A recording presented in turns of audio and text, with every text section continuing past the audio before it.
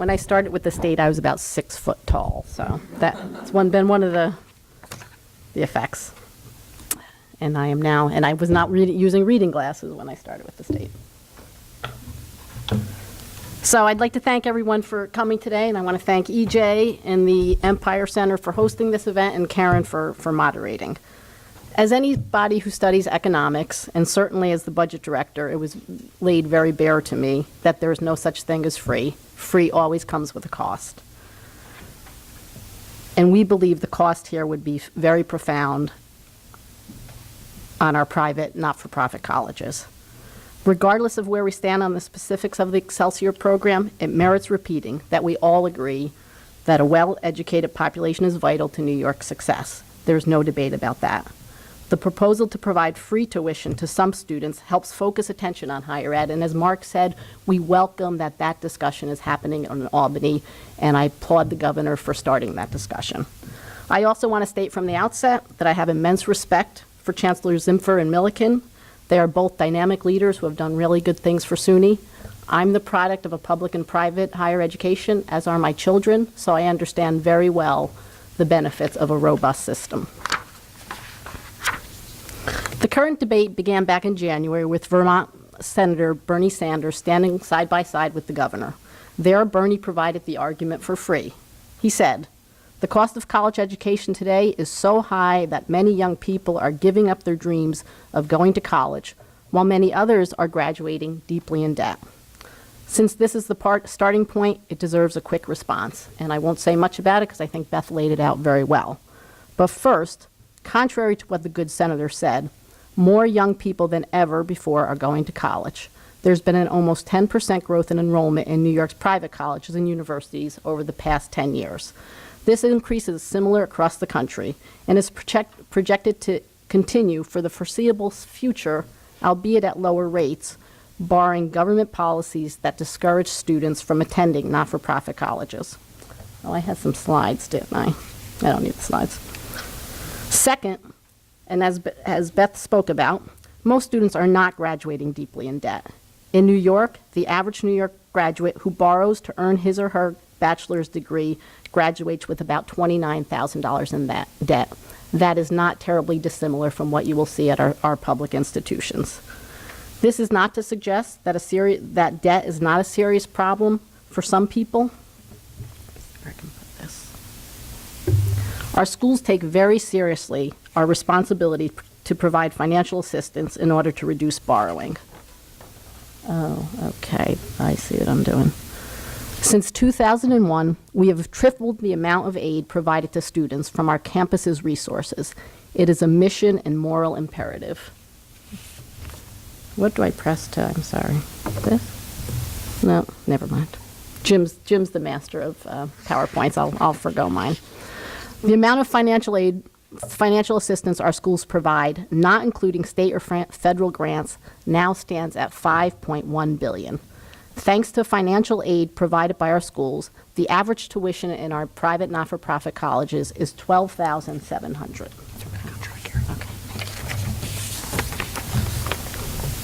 Okay. What'd you press? I don't know. It's okay. They weren't very profound. You could just take it off the. I'll just close. There we go. Oh, We're okay. back. Okay. Left to right. Left, right. Okay. Okay. Thank you. Let's see. Where was I? Thanks to financial aid, the average tuition for those receiving financial aid, and it's about 9 out of every 10 students, is about $12,700. An honest discussion of costs for low and middle income families will focus on net price, which has increased by an average of 2.4% since 2010-11, slightly above the rate of inflation. And as Beth said, in the aggregate, a college degree is a very sound investment. If you go to college and you graduate, you will have doubled your lifetime earning potential while needing to pay back roughly the cost of a new Honda Accord. I just want to be clear on one thing that our private not-for-profit schools are saying in this discussion. No one in this debate is asking or suggesting that taxpayers provide free tuition at our schools. If by chance lawmakers would like to, we would welcome that, but that is by no means anyone's position. Our position is that all students should be treated equally when it comes to financial aid, and those students should be allowed to use those dollars at whatever school, public or private, works best for them. This model has been embraced for decades through the Tuition Assistance Program. TAP already covers the full cost of tuition at SUNY and CUNY for thousands of families, and through its expansion, even more families can enjoy free tuition at those schools, while retaining the option of using a TAP award at the school of their choice, public or private. Some have argued, despite evidence to the contrary, that an increase in TAP would only encourage colleges to increase their tuition. This theory that somehow government-provided student aid drives tuition pricing decisions was posited by Bill Bennett, Secretary of Education under Ronald Reagan, and was put forward at a time when federal government was attempting to justify reductions in student aid. Leading higher education economists, as well as federal policies conducted by Presidents Clinton, Bush, and Obama presidencies, found no causal relationship. Moreover, since TAP has been increased only once in a very modest way in the last 10 years, it's a bit confounding how anyone can argue that it contributes to increases in tuition. While state financial aid has remained stagnant, private not-for-profit colleges, as I said, have tripled the amount of aid to needy families. For many campuses, almost every additional tuition dollar generated is plowed back into financial aid. Contrary to what one might think, free has many unintended consequences, and let's just go through from some of them. Oh, I did this again. Okay. First, who gets hurt by free? Students. All New York students who fit the same financial profile should have access to the same amount of state-funded scholarship aid. Students should not be penalized for wanting to attend a college that offers them the best opportunity for success, regardless of whether that is a private or a public institution. Our schools and the 300,000 New York State students who thrive in them should not be ignored in this discussion. If completion is what you want, then you want private not-for-profit colleges to succeed because we lead in completion. If student debt is of concern, then you want colleges, our colleges to succeed because our loan default rates are lower and our borrowing is similar. Governments should be a partner in this effort with the private not-for-profit sector, not a competitor pursuing a policy that could tip the scales to the point of no return. This year, the governor championed a 3.9% increase in state support for private K-12 education because he recognizes that educational fit is a personal decision and that a strong private K-12 network is good for taxpayers. Students deserve policies that encourage them to make decisions based on best fit, not simply best finance. For some, that best fit might be a public institution, and that is good. For many others, it is a private institution. And taxpayers deserve policies that leverage private dollars rather than rely exclusively on taxpayer support. A Georgetown study on free tuition that I'll talk about a little more in depth later, but not much later, I'm almost done, don't worry, has suggested that one consequence of free tuition will be that public colleges will become more selective and less diverse.